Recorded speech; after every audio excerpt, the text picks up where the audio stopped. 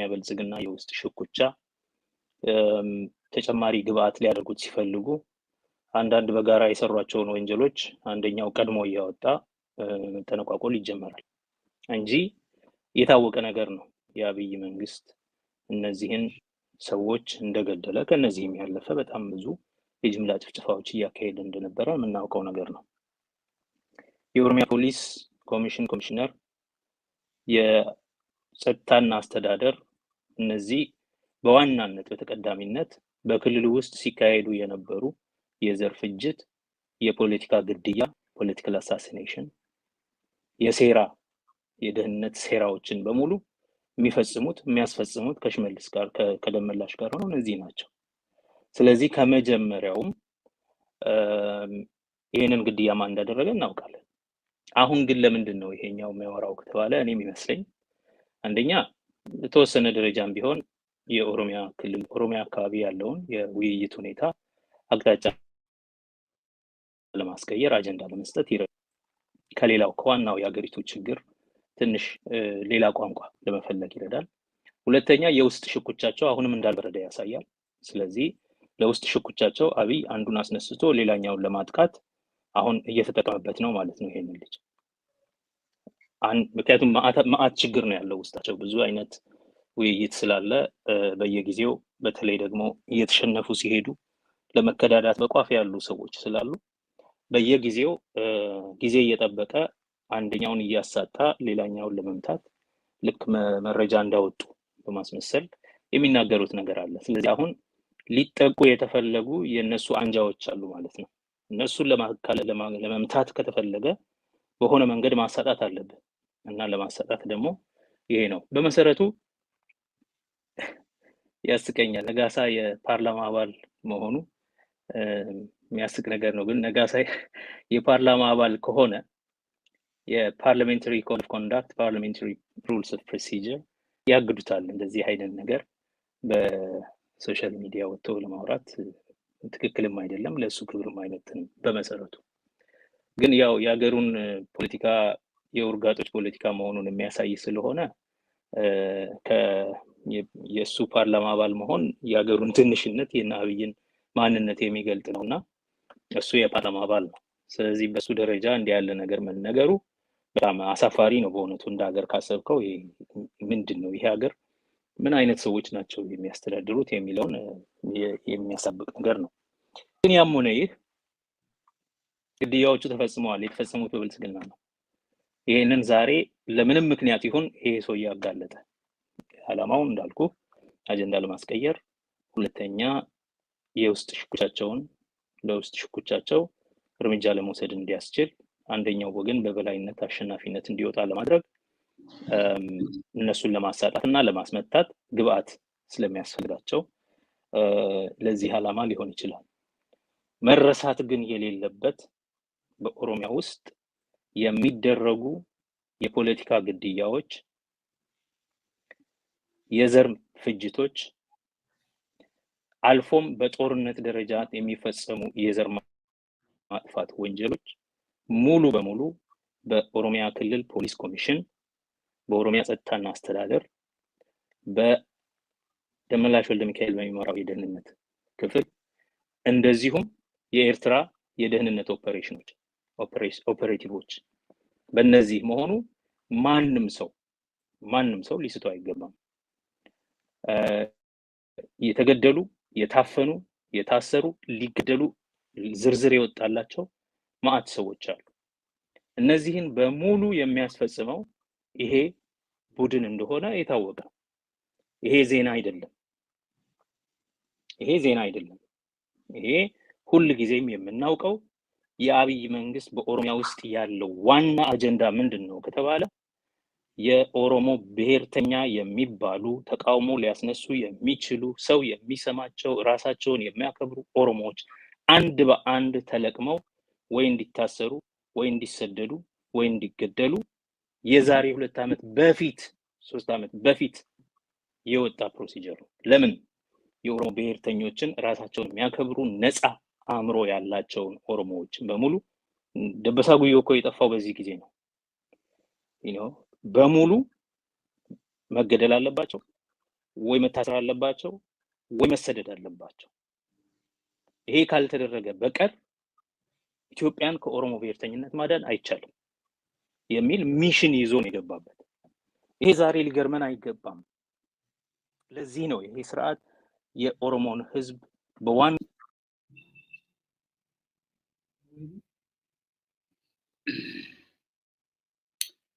ውድ አድማጭ ተመልካቾቻችን ዶክተር ጸጋዬ አራርሳ በቴክኒክ ምክንያት ወጥቷል መሰለኝ። ምናልባት ተመልሰው እስኪመለሱ ድረስ እንጠብቃቸዋለን። ተመልሰው መጥተዋል። እንግዲህ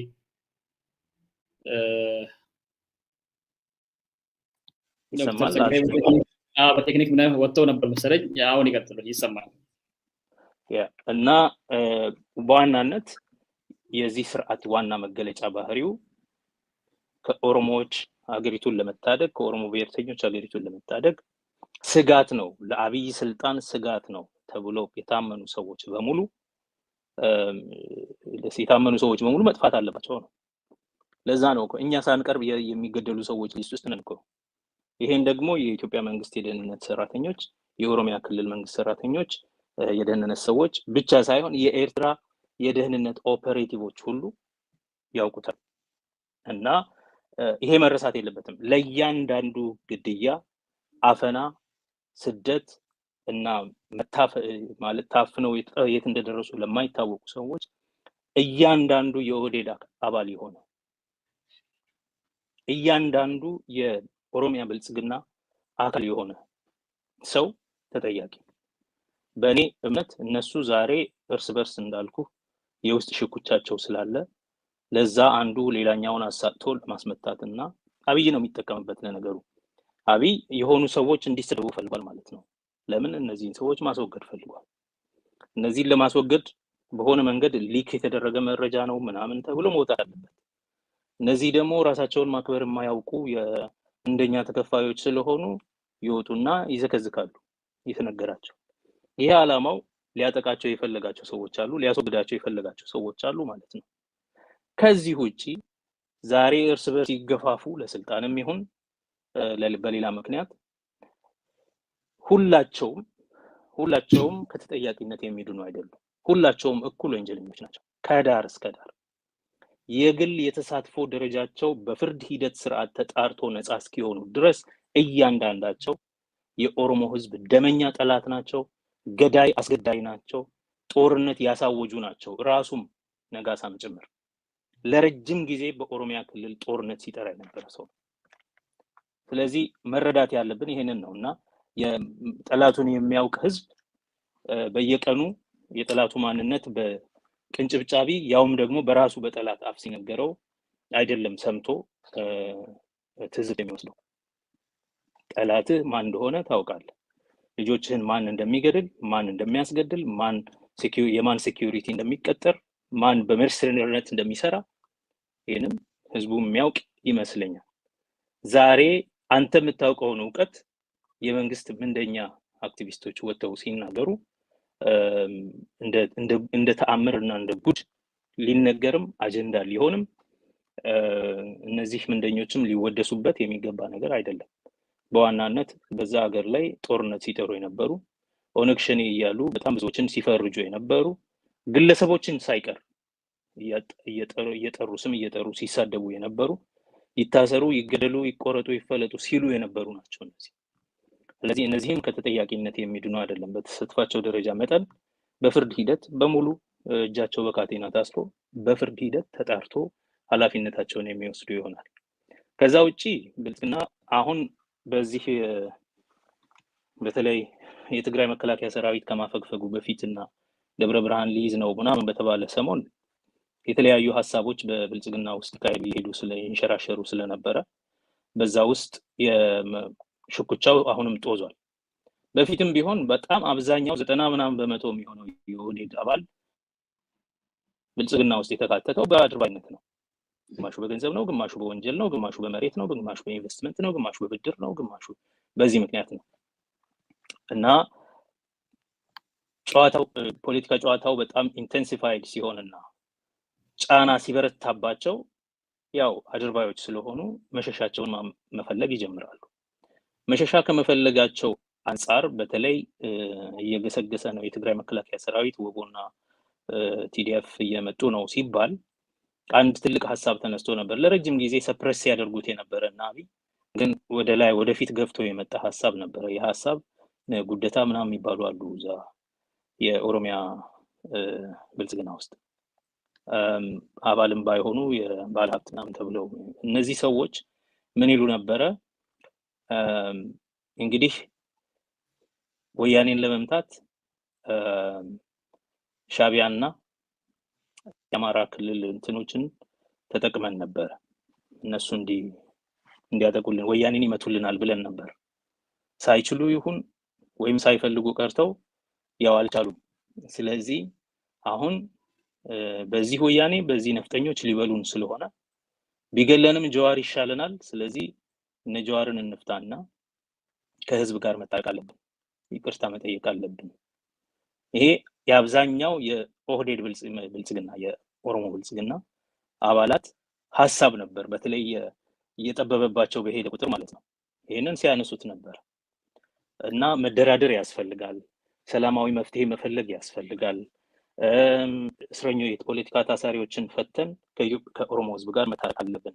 የኦሮሞን ህዝብ መሸሻ ለማድረግ እንዲቻል የኦሮሞ ህዝብ ብሶት ያለበትን ቦታ በተለይ የፖለቲካ እስረኞችን በመፍታት በዛ በኩል መታረቅ አለብን የሚል ሀሳብ ነበር። ከዛን ጊዜ ጀምሮ የተለያዩ እርምጃዎች ተወስደዋል። ይሄ ማለት ከአንድ ወር ምናምን ጊዜ ውስጥ ማለት ነው። ከተወሰዱት እርምጃዎች አንዱ ይሄ አሁን በሚኒስትር ሾልኮ የወጣው የሰላም እና የብሔራዊ መግባባት ውይይት ናሽናል ዳያሎግ ውይይት ሀሳብ በሰነድ ደረጃ የተዘጋጀና የተለቀቀው ማለት ነው። አብይ ራሱ ለራሱ ባለስልጣናት ያቀረበው በስላይዶች በፓወርፖይንት ስላይዶች ያቀረበበት ጽሁፍ በእጃችን ገብቷል እና እሱን ማመንጨት ችሏል። እሱ ደግሞ ምንን አመጣ? የትግራይ መከላከያ ሰራዊት የሰላም ሀሳብ ለሰላም እድል ለመስጠት ሲባል ወደ ክልላችን ሰራዊቱን ሰብስበናል የሚለውን ነገር አምጥቷል። ይሄንን በኋላ ምናልባት በዝርዝር ሄድበታለሁ። ግን በዋናነት ምንድነው ያደረገው? ይሄ የብልጽግና ኃይል የፈራው የብልጽግና ቡድን ማለት ነው መሸሻ ስለሌለን ቢገለንም በጀዋር እጅ ብንሞት ይሻላል የሚለው የብልጽግና ቡድን ምንድነው ያደረገው? አንደኛ የሰላምና የድርድር ሀሳብ እንዲመጣ መንቀሳቀስ ጀመረ። የሰላምና የድርድሩ ሀሳብ እንዴት እናደርገው ሲባል አንደኛ ሀገራችን በዓለም አቀፍም ደረጃ በዲፕሎማሲ በጣም መጥፎ ስም እየኖረን ነው። ጦረኛ እንደሆንን እየተነገረ ነው። የዘር ማጥፋት ፈጸምን እየተባለ ነው። ያንንም ሀሳብ ለማስቀየር የትርክቱን ሁኔታም ለመቀየር እንዲቻል ብሔራዊ መግባባት የሚል አጀንዳ ብናስቀምጥ ከጦርነት ወሬ ይልቅ የሰላም ወሬ እንዲወራ ያደርጋል። አንድ ሁለተኛ የሰላም ድርድር እናደርጋለን ብለን እንደማይቀበሉ የታወቀ ነው። ኦነግና ህወሓትንም ጭምር የኦሮሞ ነጻነት ጦርና ህወሓትንም ጭምር እንጠራለን። አይቀበሉም። ካልተቀበሉ በአለም ደረጃ እናሳጣቸዋለን። ከተቀበሉ ጥሩ ነው። አመራሩ ለውይይትና ለድርድር ራሱን ዝግጁ ሲያደርግ በሶፊስቲኬትድ በሆነ ቴክኖሎጂ በድሮን በምናምን ማለታቸው ነው አመራሩን እንገላለን። ኤንድ በዛ መንገድ ጌም ኦቨር ይሆናል። ሶስተኛ የተባለው ነገር ጦርነቱን በግልጽ ነው የሚያስቀምጡት። ጦርነቱን ለማካሄድ ከዚህ በላይ የሚያስችል ወታደራዊም ፖለቲካዊም አቅም የለም። ስለዚህ ጦርነቱን ከአማራ ክልል ባለፈ መግፋት የለብንም። ነገር ግን ከዛ ባለፈ የምናደርገው ነገር ኢንፋክት የሚሉት የወያኔ አመራርን ለማባረር በትግራይ ተራሮችና ሸለቆዎች ውስጥ አንሄድም፣ አንዞርም ነው ያሉት። እና የምናደርገው ምንድነው? አመራሩንና የማሰልጠኛ ተቋማትን ለመደብደብ በቴክኖሎጂ እንጠቀማለን፣ በድሮን። ስለዚህ ጦርነቱን በዚህ ደረጃ እንገድበዋለን። ከዛ መቀጠል በዓለም ደረጃ ያለውን የትርክት ሁኔታ ንግግር፣ የዜና ርዕሰ ወሬዎችን መቀየር ይቻላል። ስለ ሰላም እናወራለን። ይሄንን ያመጣው ምንድነው ካልክ ብልጽግና በፈራ ጊዜ የኦሮሚያ ብልጽግና ቀደም ሲል የነበረው ሁለተኛው ሐሳብ እንደራደር፣ ጦርነቱ አያስፈልግም፣ ከበፊትም ደግሞ አድርባይ ስለሆነ ብቻ ብልጽግና የገባ ኦህዴድ የለማ ተከታይ ነበረው ምናምን ማለት ነው። እነዚህ ሁሉ በጣም እየሞቀ ሲመጣ ግፊቱ እየጨመረ ሲመጣ መሸሻ ይፈልጋሉ። ይሄን ሐሳብ ያነሱ ነበር። ይሄ ሐሳብ ሲነሳ አብይ እሱም ራሱ ተስፋ ቆርጦ ስለነበረ የዛን ሰሞን ስለ መንግስቱ ኃይለማርያም እና እኛን ሸሽም ምናምን ስለማለት ነበር፣ ስለ ሽሽት ነበር እሱም የሚያወራው። ተስፋ ቆርጦ ስለነበረ ዝም ብሎ ነው ያዳመጣቸው። አሁን የተወሰኑ ሊክዱ የሚችሉ ከሃዲዎችን ለይተንበታል ነው እንደራደር ምናምን እነማን እንደሚሉ ለይተንበታል። ስለዚህ በእንደዚህ አይነት ያሰዳድባቸውና ያሳጣቸውን ደግሞ ለመምታት እድል ይሰጠዋል ማለት ነው። ከነዚህ መካከል ምናልባት ምነሽ መልስ አብዲሳ ሁሉ ሊጨመሩ ይችላሉ፣ አላውቅም። እና ይሄ መረሳት የለበትም። ኢንፋክት ይሄ ቅድም ያነሳሁት የነሱ ሽኩቻ የወለደው የሰላም ሐሳብ የብሔራዊ መግባባት ጥያቄ እንዴት አድርገው ህዋትን ጋብዘው እንደሚያሳጡ ምናምን የሚለው የሰላም ሐሳብ እነሱ ያነሱት እሱን ፕሪኤምፕት ለማድረግ ነው፣ እሱን ቀድሞ ውድቅ ለማድረግ ነው። የትግራይ ክልላዊ መንግስትም በቅድሚያ በፍጥነት ለሰላም እድል ለመስጠት በሚል የሰላም ጥሪ ያደረገው ማለት ነው። እና ይሄንን መረዳት አለበት ሰው። ስለዚህ በውስጥ የሚሆን የራሳቸው ቁርቁስ ውጤት ስለሆነ ይሄ ብዙም ሊገርም አይገባም። ሁል ጊዜም መረሳት የሌለበት ይሄ ድርጅትና ይሄ ስርዓት ቁመናው በኢትዮጵያ ብሔር ብሔረሰቦችና ህዝቦች ላይ የተቃጣ የጦርነት እቅድ ከጉያው ይዞ ፍኖተ ካርታ ይዞ የመጣ ስርዓት ነው። ይሄን ለማድረግ በኦሮሚያ ላይ ጠበብ አድርገን ስናየው በኦሮሚያ ላይ ያለው ስትራቴጂ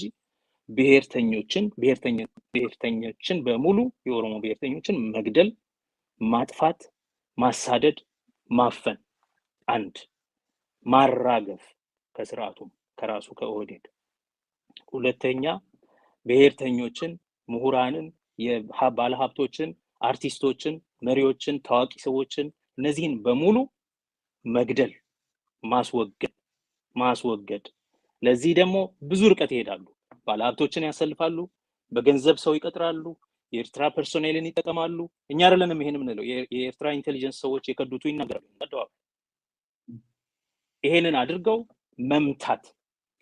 ይሄ ካልተቻለ ሙሉ ጦርነት ማካሄድ።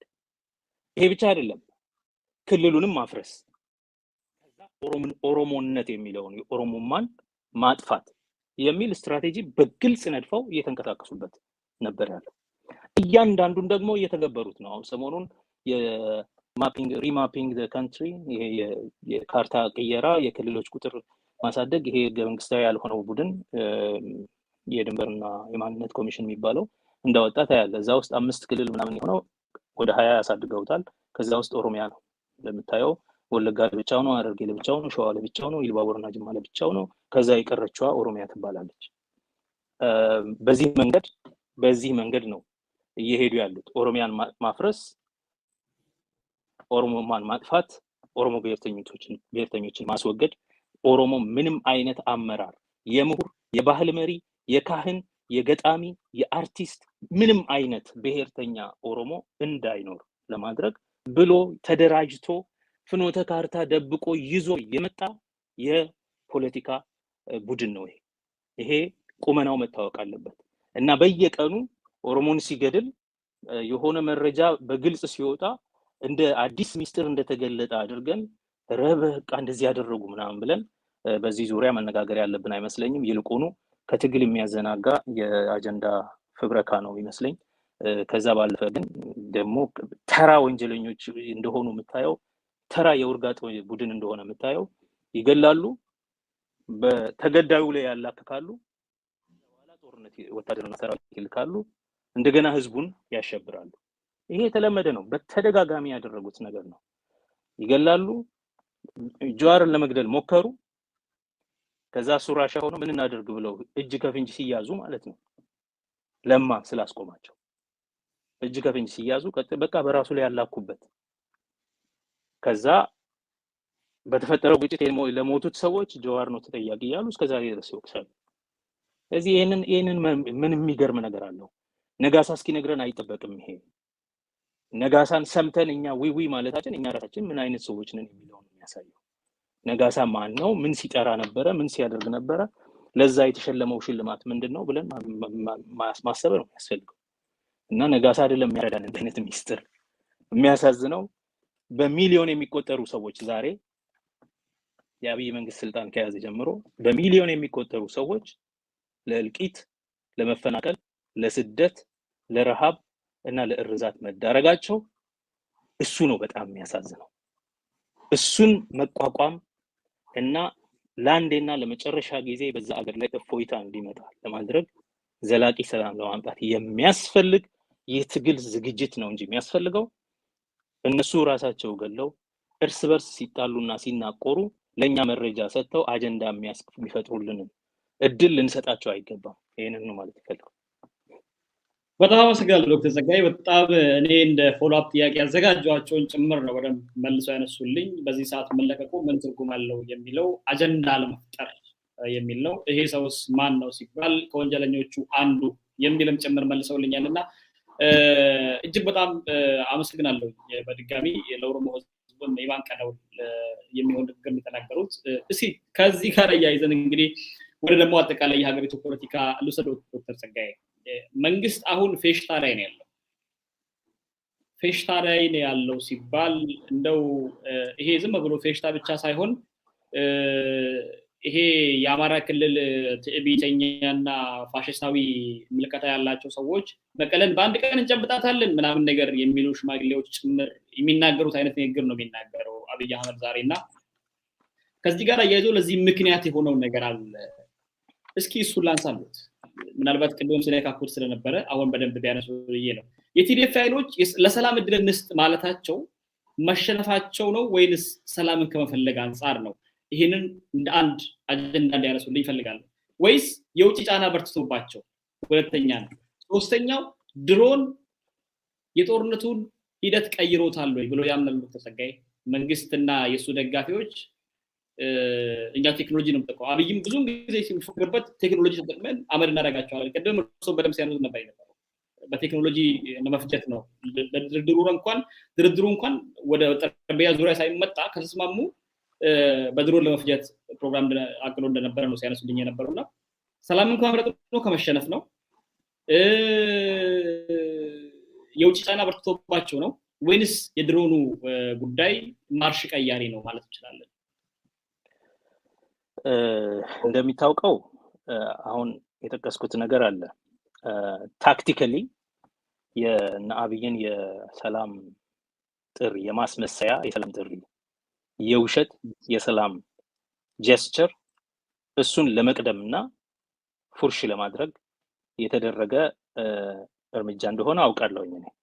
ግን እኔ የምለውን እንተወውና የትግራይ መከላከያ ኃይል ዋና የኮማንድ ሴንተሩ ኃላፊ ጀነራል ጻድቃን የተናገረውን ለቢቢሲ ኒውስ አወር የተለያዩ ቦታዎች የተናገረውን በአርቲክሉም የጻፈውን ላነሳ ፈልጋለሁ። በዋናነት ይሄ የሰላም የተኩስ አቁም ለሰላም እድል ለመስጠት ያደረግነው ማፈግፈግ ይላል። በዋናነት አሁንም ህዝባችን በከበባ ውስጥ ነው። አሁንም በችግር አለ። በረሃብና የተለያዩ የመድኃኒት እጥረት ችግር አለ። አሁንም በአገሪቱ በተለያዩ አካባቢዎች የትግራይ ሰዎች ይታሰራሉ፣ ይታፈናሉ፣ በማጎሪያ ካምፖች ይቀመጣሉ፣ ይጎዳሉ። ነገር ግን ይሄንን የሰላም እድል እንስጥ። ጥፋቱም ከኛ ከአገር ውስጥ ጉዳይ አልፎ ክልላዊነትን ይዟል። ክልላዊ ቀጣናዊ ብቻ ሳይሆን አሁን አገራዊ ዓለም አቀፋዊ ይዘት እንዲኖረው እያደረገ ነው አብይ። ከዚህ የተነሳ የሰላም እድል ለመስጠት ብለን ነው። ነገር ግን ይላል ጋዜጠኛ በሚጠይቀው ጊዜ የድሮን ጥቃቱ በርትቶባችሁ ነው ማለት ነው ሲል እርግጥ ይላል በጣም በሰፊ በጣም ረጅም ርቀት ባለው ከተንቤን እስከ ደብረ ብርሃን በሚደርሰው ግዛት ውስጥ ሰራዊት ተበትኖ ሲኖር ለዛ ሰራዊት ትጥቅና ስንቅም አብሮት መሄድ አለበት። የትጥቅና ስንቅ ሰፕላዮቹን እንዳያገኝ ለማድረግ በድሮን የሚደረጉ ጥቃቶች በጣም ወሳኝነት አላቸው እና እሱ አልተጫነንም አልልህም ይለዋል ጋዜጠኛው። እሱ አልተጫነንም ፋክተር አይደለም ልልህ አልችልም። ነገር ግን በዋናነት እሱ አይደለም ብሎ ይናገራል። የውጭ ጫና አለ ወይ? የውጭው ጫና ለሁለቱም ያው የተለመደው ነው። ለሰላም እድል ስጡ፣ ተደራደሩ። እንድትደራደሩ ደግሞ የምንችለውን ሁሉ እናደርጋለን። ለዛ ነው አንዴ ይሄኛው ወገን አልደራደርም ምናምን ብሎ ያሸነፈ መስሎት ሲንፈራገጥ የሁማን ራይትስ ካውንስል የተወሰነ አይነት ጠንከር ያለ ንግግር ያደርጋል። የትግራይ ቡድን አልደራደርም፣ የቲዲኤፍ እና የወቦ ቡድን ትንሽ በቃ ስለ ሬጂም ቼንጅ ስለመቀየር ምናምን የሚያወሩ ጠንከር አድርገው ሲናገሯቸው ደግሞ ፌልትማን ኢሳት ላይ ሄዶ ንግግር ያደርጋል።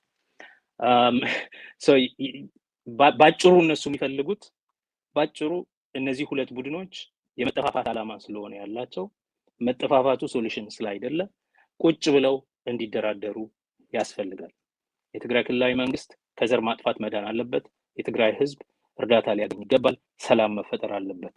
አንድ አብይ አህመድ በህልውናው መቀጠል አለበት። ኢትዮጵያ መፍረስ የለባትም። ቴሪቶሪያል ኢንቴግሪቲ ኤንድ ዩኒቲ ኦፍ ዘ ካንትሪ መጠበቅ አለበት ምናምን ይላል።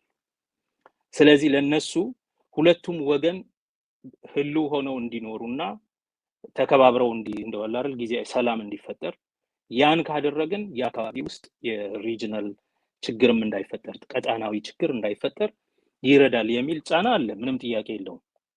ሁለተኛ ነገር የምዕራብ ሀገሮች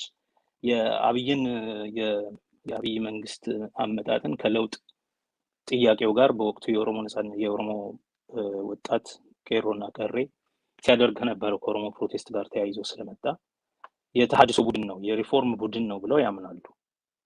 ስለዚህ ይሄን የሪፎርም ቡድን እንዳልሆነ ይታወቃል። ዲሞክራሲው ምናምን ሁሉ ነገሩ ከንቱ እንደሆነ ይታወቃል። ግን ህወሓት አሸንፎ ተመልሶ ስልጣን ከያዘ ሪፎርሙን የደገፍነውን ሪፎርም ከዳ ነው ማለት ነው ብለው ይፈራሉ። የሪፎርሙን ቡድን ከዳ ነው ማለት ነው፣ ወይም የሪፎርም ሐሳብ ብለን የደገፍነውን አቅጣጫ ተው ነው ማለት ነው። ስለዚህ ህወሓት ቲዲኤፍ ምሎ ተገዝቶ ከ4 ኪሎ ስልጣን ጋር ምንም ፍላጎት ምንም አይነት አስፒሬሽን የለኝም ቢልም ይሄንንም በተደጋጋሚ ቢገለጽምና ቢሰሙም እነሱ ግን የህወሓት ደጋፊ ሆነው ህወሓትን መልሰው አዲስ አበባ የሚያስገቡ ኃይሎች እንዳልሆኑ ለማሳየት ጥረት ያደርጋሉ። ይሄን ያደርጋሉ። ስለዚህ ጫናው በሁለቱም ላይ እኩል ነው እና የተሸነፈ ሲመስለው አብይ አራድራድሩኝ ብሎ ይጮሃል። ያኔ እነዛ ደግሞ ጦርነቱ እኮ አልቋል፣ አንዴ ጀነራል ጻድቃን ብሎ ነበር አልቋል፣ ከማን ጋር ነው የምትደራደረው ብሎ ሁሉ ያውቃል። የመዋጋት አቅሙ ሙሉ በሙሉ እንደ ተመታ ስለሚያውቅ ማለት ነው።